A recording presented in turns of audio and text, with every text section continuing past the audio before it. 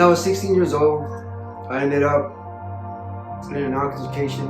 I was hanging out with some friends at 7-Eleven when a man came by and started screaming racial slurs.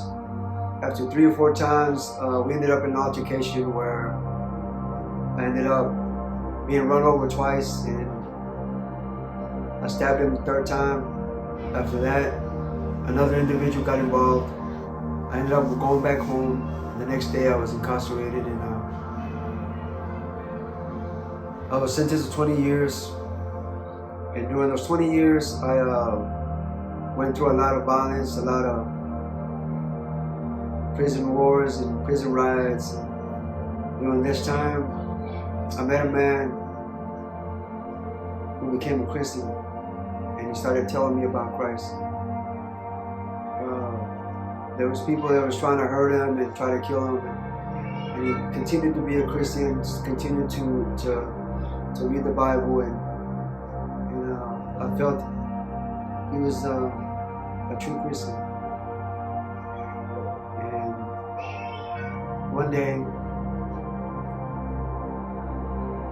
he was killed for his faith, and that changed me tremendously. And I ended up being a Christian, and I ended up being released by the grace of God. And once I was released, I became a Christian and decided to get baptized. I was baptized in the Church of Christ, and from then on, I had a lot of difficulty because of my past and all the things that went on in prison, that I ended up frustrated, angry, and losing hope and faith sometimes.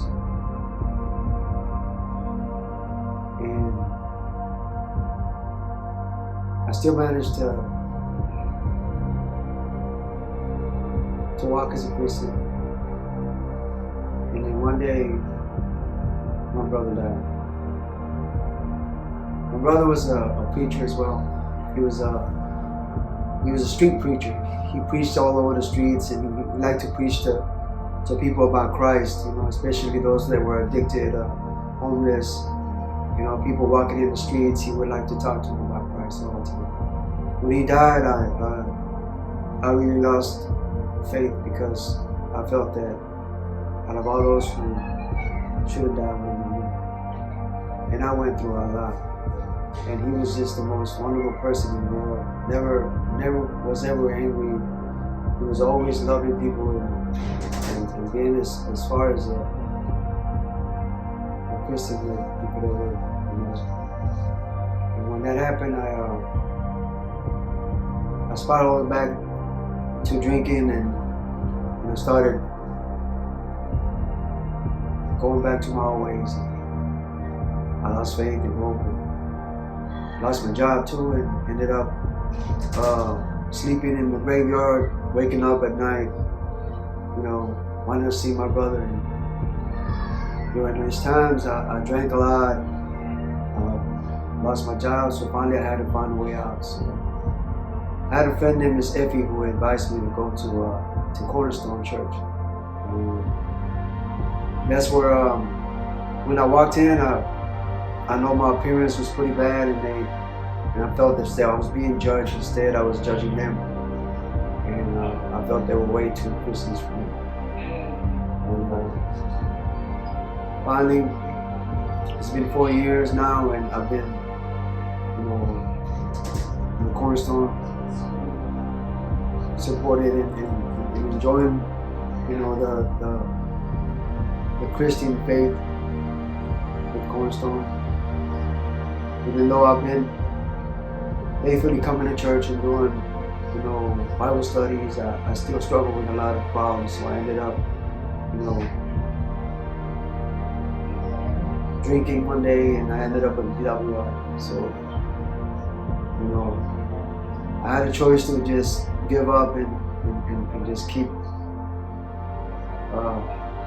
going down, in a self-destructive way, to where I would have probably never become a Christian again if I hadn't been for Cornerstone Church.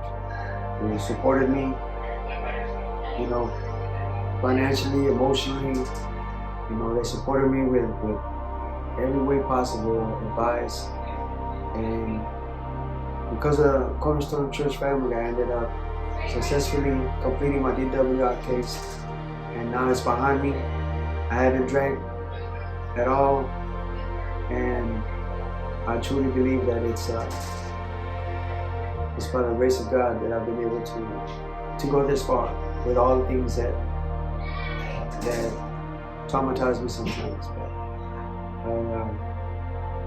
I know that we can't win God, or we can't, you know, be saved by our own acts, or who's better than who, you know, that we can't say we'll never be saved. I think Cornerstone Church has been able to show a different way. I truly believe we could all be saved with a family like Cornerstone, who are able to give us that hope and that support. My name is Antonio Borjas, and this is my story.